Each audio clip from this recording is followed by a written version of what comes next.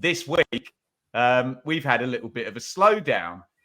I want to know from you, Sam, why we've had a little bit of a slowdown. Are we talking a basic regression to the mean after just incredible performance all season?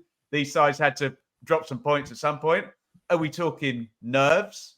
Are we talking tiredness after Easter doubleheader and then a 3-game week? But yeah, just very, very odd, particularly the midweek round. If we just take Southampton out of the equation for a second, Leeds drawing 0-0 with Sunderland, a bit tense, a bit nervous, couldn't get the goal. Maybe bad refereeing call went against them, but still not at their best.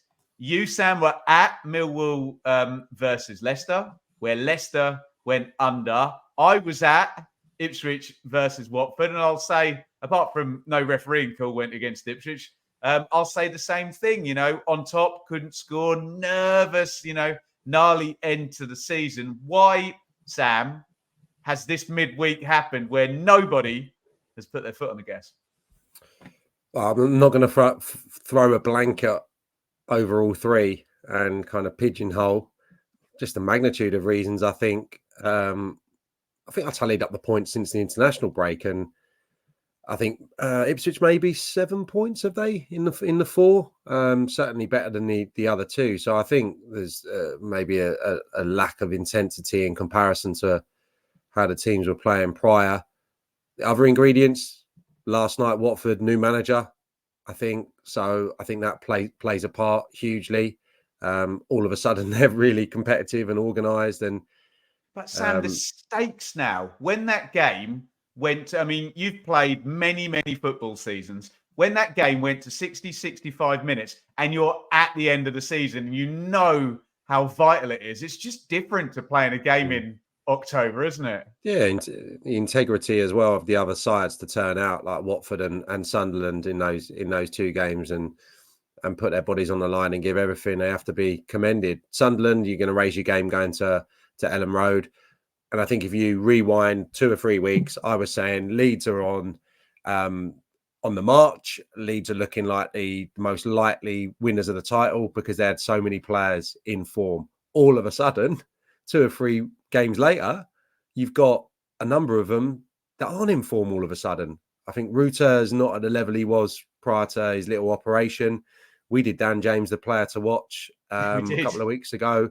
He was really quiet in that Sunderland game. Even Somerville, I think, was well dealt with. I think it was Hume on his side.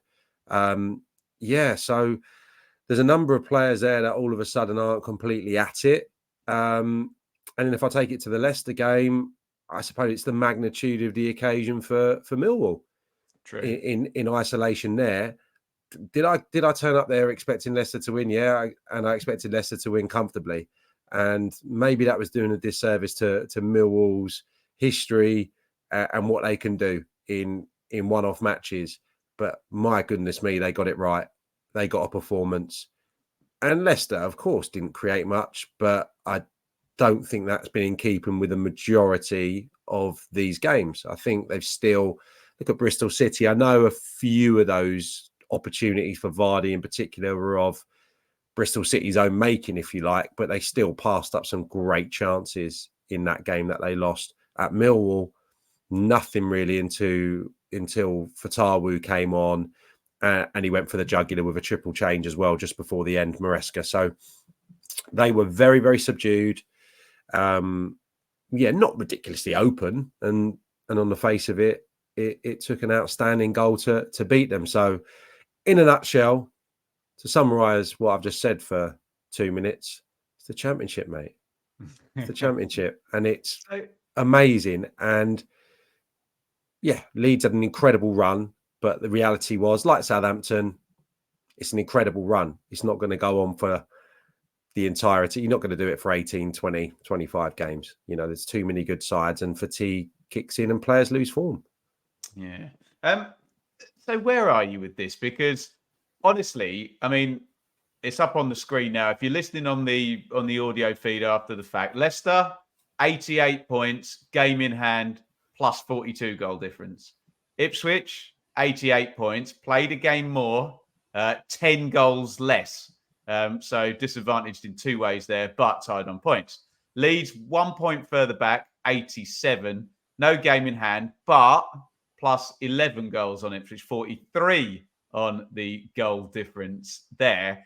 I was expecting, Sam, if I'm honest, 2 of the 3 teams to just keep powering on, and one of them to, when I say fall away, just slightly, drop off, and there'd be a little 3-4 point gap.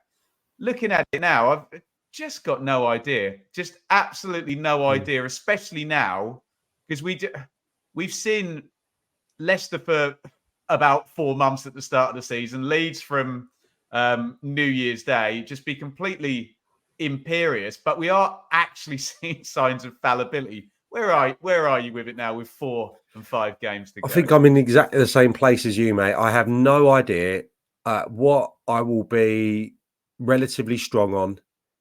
And I know it contradicts what I've just said, because the Championship just throws up stupid results to baffle us continually. I think Leicester's run is the hardest. And I think if we go back over a few weeks... Let me bring it up while you're talking, Sam. Continue. I think if we go back a few weeks, I've always felt that Leeds and Ipswich had the better run-ins. And that was from about a dozen in. I think it was Southampton and Leicester, Leeds and Ipswich at that stage. And I felt Southampton and Leicester had the hardest runs. Leicester go to Argyle, obviously we've spoken about before, tomorrow night. And you'll be there, Sam. I'll be there. I don't think that's the worst of this little clutter, but it's still a tough game. Then West Brom, Southampton, Preston. That is the reason that I've always been a little bit pessimistic about Leicester's tail end to the season. So, yeah, I think they've got the toughest games, but I have no idea what's going to happen from now on in. If you just look at Ipswich's quickly, I would say the next 3 games are all against dangerous opposition, dangerous teams who... Sam, Huddersfield could be dangerous on the last day of the season if they're playing for survival. Yeah, of course. Yeah, and of course. And Leicester home to Blackburn Rovers final day, and true. Leeds home to Southampton. Could be. Well, it's not going to be as probably integral as maybe it was looking, but yeah, I just think there's some unpredictability in those games that Ipswich face. Sam, I don't like that 3-game week either. The pressure. There's 2 scenarios for Ipswich, right? Going into a 3-game week to end the season, 2 away games, Hull, Coventry, and then Huddersfield. Sam, if they go into that week and the door is wide open, the pressure is massively on. If they go into that week and Leeds and Leicester have put points on the table and they're chasing, the pressure is on. You just can't get out of the fact that playing a 3-game week to end the season with your game in hand in round 45. I know Southampton will be playing as well, if they're in the conversation. That just seems like a no-win situation from the scheduling point of view. Yeah, it does seem tough, doesn't it? You'd want a week to prepare for that final day if there's something huge riding on it. Exactly. Just quickly before we move on, in terms of changes that could be made, if I just take Leeds and Leicester maybe just quickly, and you can chip in on that and then give me your perspective on what Ipswich should do team selection-wise, or what's going on, who's in form, should they change shape? Leicester the other night, I think Atgun played in place of Fatawu, and he had immediate impact when he came on. And it felt to me like a little bit, I don't know if he was carrying a knock, but it felt to me a little bit like a bit of a sympathy start for Atgun, because he gave him an hour, he did fine, but then it was like, right, your number's up, we're behind in this game. Fatawu came on and had a real impact. So that was the one, obvious omission. I'd expect him to come back in. Just that Justin on the left-hand side as well. And I know Doyle's an exceptionally talented young player, but I just don't like Leicester with no pace, especially when Ricardo Pereira is so high. They play quite slowly anyway, Sam, don't they? Yeah, I more mean recovery-wise, and he gives them a little bit going the other way as well, which you don't get from Doyle. He obviously filters into to make that left-sided centre-half as a 3.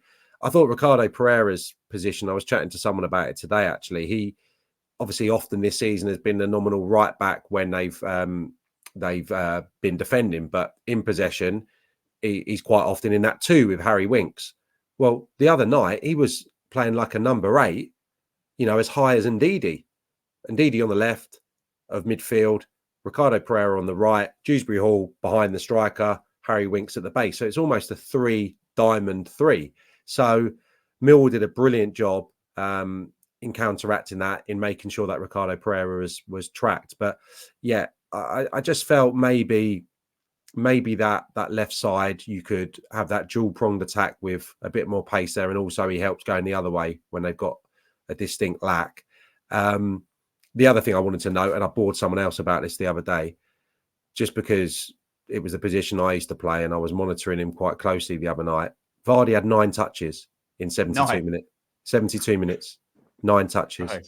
1 scuff shot in the first half. And listen, obviously, if he'd have scored 2 goals, I wouldn't be sat here saying it. And No. I saw Martin O'Neill scoffing at the notion that a striker, I think it was Haaland they were talking about, is not contributing enough if they're not touching the ball as much, if they're scoring. And I think Vardy's maybe out of that school. You know, if he doesn't touch the ball but he gets a goal, he's satisfied with that. You know, he makes those 20 runs in behind. If he gets in once and gets his goal, he's done his job. But I think the wider point is, why are Leicester not getting more out of the central striker? And I think the shape of the team, the onus on the 2 wide guys, the way they attack, slow. No touches for the centre forward, no chances really at the moment, like not a magnitude of chances. So I don't know why, because you look at the 4 that they had going into the season, numbers aren't terrible. Vardy's got 14, I think, but still just not getting enough. I think the Leicester fans would tell you, if you what's the family fortunes? If you asked 100 people, yeah, if you surveyed 100 people who should be playing up front, you probably get a decent split there. And quickly on Leeds, I don't know if Gruev was involved the other night, but I think he played. He played. I just felt he's probably not fit, but they've gone, look, get back in, we need you. That's just a hunch. Yeah, and the right-hand side looked a bit off it. Obviously, I spoke that Somerville was well shackled. For me, Bamford's got to come out now. Bit of a shout. I think he's not scored. I think the Leeds fans in the chat agree with you on that. Yeah, I think he scored. He needs a goal, doesn't he? Yeah, he's not scored in the last 5. I saw Joseph at Stamford Bridge. He's 100% got something. Scored a couple on that day. He obviously got that important one in the league as well. And Piru obviously is waiting in the wings at the moment. So I think a change needs to be made there. And in a nutshell, I think they need a freshness brought to him before this Blackburn game. So I would expect Daniel Farker to make 3-4 changes just to try and reignite a little bit of life after just the 1 point from the 2 games. From an Ipswich point of view, Sam, just on freshness and pepping up, if you were to see the name possibly George Hurst on the subs bench against Middlesbrough with a 2-week gap after that game, and the possibility that Ipswich might be able to sub out Kiefer Moore and bring in George Hurst for the last 3 games, that might be the kind of pep up they need as well in terms of goals. Because let's be honest, across the board, amazingly, Ipswich, no goals. Leicester, no goals. Leeds, no goals in midweek. Yeah.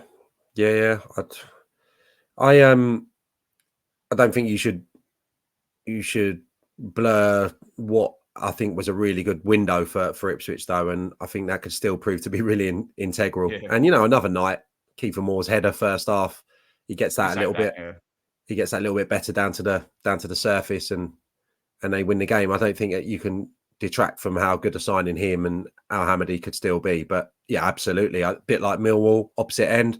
I think Bradshaw came on for 15 minutes the other day, and there's the potential of Nisbet being available for this weekend as well. So just at the right time, if he's used intelligently, I'm sure they'll be really savvy with them introducing Hurst back into the fold. He could end the season as a hero. So it's perfect for them, really. And sometimes when you come back and you have that freshness and that desire, and if I go back to my time at Ipswich, listen, I wasn't able to turn around my mediocre start, but it did give me a different focus when I was out of the side. How can I help this team? How can I improve it when I come back? And Hurst was having a really good time when he got injured. So he'll have a really clear and concise idea about how he can come and be the difference maker. So that's really exciting. I didn't know that. And just to round this out, Sam, at the weekend, and we'll be talking about this on the show again on Monday, They all go one after the other, don't they? Again, Sam's going to be covering Plymouth versus Leicester. What is that, TalkSport, Sam? That's TalkSport 2 tomorrow night. Yeah, tomorrow night. Is that a live commentary? That's a live commentary, yeah. So we'll probably okay. be, I don't know what time we'll be kicking off, probably, is it an 8 o'clock? Probably 7:30 we'll be live at 7:30, yeah, for the build-up. Yeah, so check out Sam on TalkSport 2 tomorrow night. So that's Plymouth-Leicester. Then Leeds go early at 12:30 against Blackburn. So who knows what the hell we are going to be saying. And if we do clip this bit out, I know we're quite close to the weekend in terms of getting clips out. Get your thoughts in the comments. And of course, if you're in the live chat right now, talk to us about, we try not to be overconfident about our opinions, but no confidence whatsoever in predicting this top 3, top 2 race in the championship at the moment.